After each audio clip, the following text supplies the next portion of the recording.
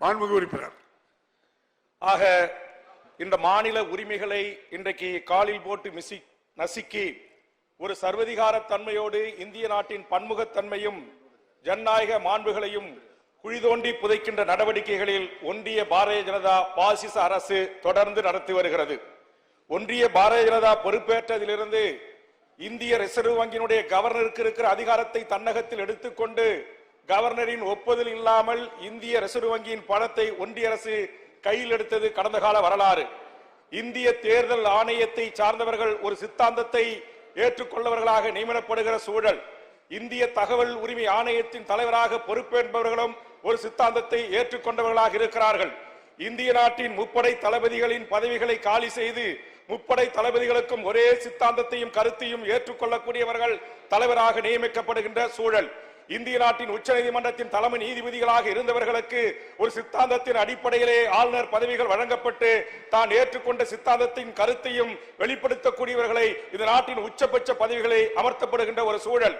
இன்றைக்கு இந்தியா என்பது பல்வேறு மொழிவழி தேசிய இனங்களை கொண்டு 546க்கு மேற்பட்ட சமஸ்தானங்களை கொண்டு ஒரு குடையின் கீழ் இந்த நாடு இன்றைக்கு மிகச்சிறப்பாக உலகத்தில் மிகப்பெரிய ஜனநாயக மாண்புடைய நாடு என்கிற இந்த வரலாற்று சிறப்புமிக்க பெயரையும் புகழையும் மாண்பையும் அழித்தொழிக்கிற வேலைதான் இன்றைக்கு ஒரே நாடு ஒரே தேர்தல் என்று ஒன்றிய அரசு கொண்டு வந்திருக்கிற இந்த மிக மோசமான ஒரு நடவடிக்கை ஆகும்.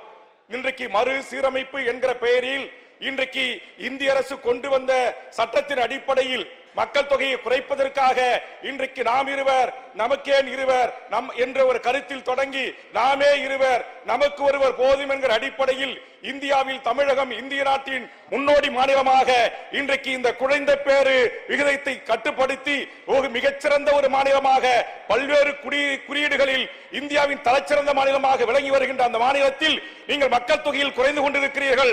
அதனால் உங்களுக்கான நாடாளுமன்ற தொகுதிகளை குறைக்கிறோம், சட்டப்பேரவை தொகுதிகளை குறைக்கிறோம், உள்ளாட்சி பிரிவுகளின் தொகுதிகளை குறைக்கிறோம் என்கிற இந்த நிலைப்பாடு என்பது மாநில அரசின் மக்களால் தேர்ந்தெடுக்கப்பட்ட அரசின் உரிமைகளையும் மாநில மக்களின் உரிமைகளையும் இன்றைக்கு குழிதோண்டி புதைக்கிற ஒரு செயல் என்று தமிழக வாழ்வுரிமை கட்சியின் சார்பாக மாநில உரிமைகளை தந்தை பெரியார் தமிழ்நாடு தனிநாடு வேண்டும் என்று கோரினார். பேரறிஞர் அண்ணா மாநில சுயாட்சி கோரினார்.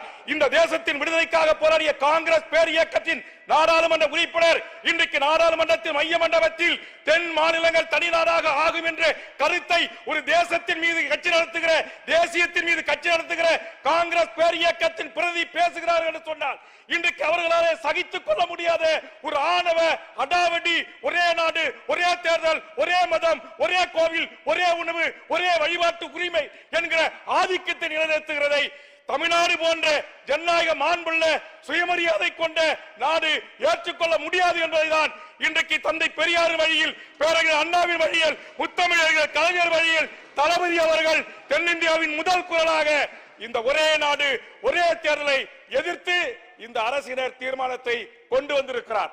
ஆக தமிழரின் வாழ்வுரிமைக்காக களத்தில் நின்று போராடுகிற தமிழ்நாடு விடுதலையை நேசித்த என் போன்றவர்களுடைய இந்த ஜனநாயக வரம்புக்குள் நின்று பணியாற்றுகிறோம் என்று சொன்னால் தனிநாடு கேட்ட இயக்கத்திலிருந்து ஆயுத போராட்ட வழியிலிருந்து அமைதி வழியில் இந்த ஜனநாயக மாண்பை ஏற்றுக்கொண்டிருக்கிறோம் என்று சொன்னால் இந்த நாடு மதத்தின் பெயராலோ சாதியத்தின் பெயராலோ கூறு போட்டுவிடக் கூடாது என்பதுதான் காஷ்மீரிலே 370 தொடங்கி இன்றைக்கு மாநில உரிமைகளை பறித்து இந்தியாவின் பல்வேறு தலைமை பொறுப்புகளின் பதவிகளை தன்னகத்தில் கொண்டு வந்து ஒரு சர்வதிகார நாட்டை ஆட்சி நடத்துவதை நோக்கி நரேந்திர மோடியின் ஆட்சி சென்று கொண்டிருக்கிறது.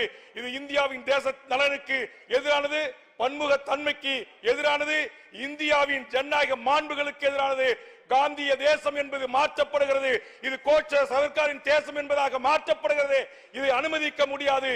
அந்த வகையில் மக்கள் தொகை கணக்கெடுப்பை இன்றைக்கு கட்டுப்படுத்தியதற்காக பரிசு தர வேண்டிய ஒன்றிய அரசு, பாராட்ட வேண்டிய ஒன்றிய அரசு இன்றைக்கு அதற்கு நேர் எதிரான முடிவுகளை எடுத்து அந்த மக்கள் பிரதிநிதிகளின் எண்ணிக்கையை குறைப்பது என்பது ஜனநாயகத்திற்கு எதிரானது.